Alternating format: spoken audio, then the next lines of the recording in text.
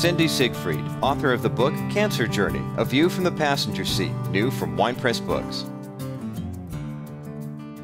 When Jim was diagnosed with cancer and I became his caregiver, he thought that I had the more difficult time. But believe me, I would not want to trade places with him. I'm not that fond of needles, and I wouldn't want to be in the hospital bed. Well, I think the caregiver has the far more difficult time. When I was diagnosed with cancer, I knew what I had to do in taking treatment, and just looking at her, I could just see this sense of helplessness because she wants to make me feel better, and we both know it's going to be a long journey. So I think it's much more difficult on the caregiver. For Jim to be diagnosed with lung cancer was a terrible shock.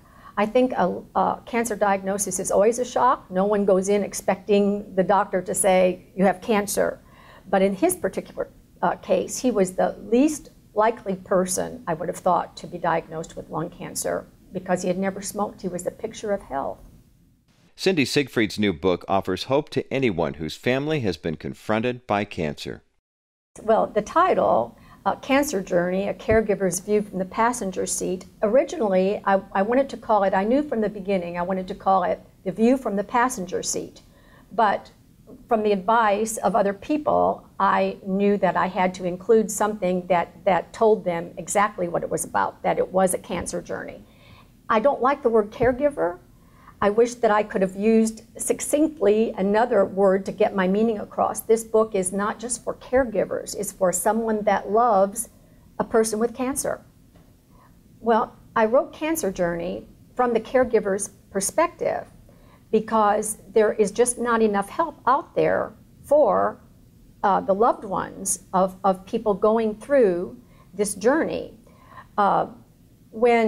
When I first started to write the book, well, after Jim was diagnosed, I realized that there was so little help out there for me. I wanted other people going through the same situation to have guidance as they went through this process. And really, in addition to the practical tips in the book, what I provide that's even more important is spiritual guidance, because everyone who loves someone with cancer goes through a spiritual or psychological crisis. As for when I felt closest to God, I don't know that there was a particular moment, but I do know that the closer I felt closer to God as I spent more time with Him. The cancer diagnosis and being a caregiver, I had a lot more time to pray. I had a lot more time to spend in Bible study. We prayed together. And the times that I felt the most desperate were the times that I spent more time with God and then felt closer to Him. It shouldn't have been a surprise, but somehow it always is. When I received the diagnosis that I had lung cancer, I had just an incredible peace. I felt very close to God the whole time, but one particular instance stands out, and that was when we were waiting to have the biopsy. We were outside the room praying, and God just gave me an incredible peace that stayed with me through this whole journey. And I think He was just preparing me at that time to trust Him and know that He was holding us in the palm of His hand. When I think about low points in the treatment process, I think the very last one was the lowest point. I remember telling Cindy, I don't know that I can take this last treatment.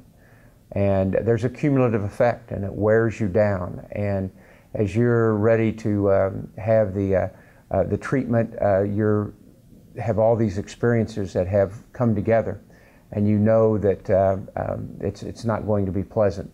So I think the very last treatment I had to take, I knew that that was the last treatment, that there was not room in my body for another treatment, and thankfully it turned out to be the last treatment. Author Cynthia Siegfried talks about her lowest point during the cancer journey she shared with her husband Jim. When Jim was diagnosed with lung cancer, we were told that it was stage 1. When he had his first surgery, they discovered, as many times they do, although I didn't know that then, I thought this was just happening to us. But when they got in, they found out that it was much more advanced, that it was stage 4. Of course, Jim was on drugs during all of this, during his recuperation. So I was left to handle that news and to somehow keep him from knowing how distraught, devastated I was. So I think that in the hospital, in the ICU, when we heard the news from the surgeon, that suddenly what we thought was stage 1 was now stage 3B or 4, I was really unable to talk to God. And my friends had to pick me up with intercessory prayer.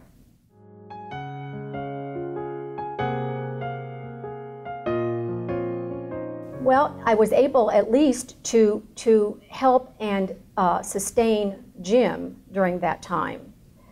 And that's one of the difficulties for the spouse or the parent or the loved one of the patient. While they're with drugs out of everything, you're there having to bear the burden of the decisions that there are to make. And I think it was actually the prayers of other people that kept me going, because I couldn't pray for myself. I felt so far away from God. Really, this is a book for people that love someone with cancer.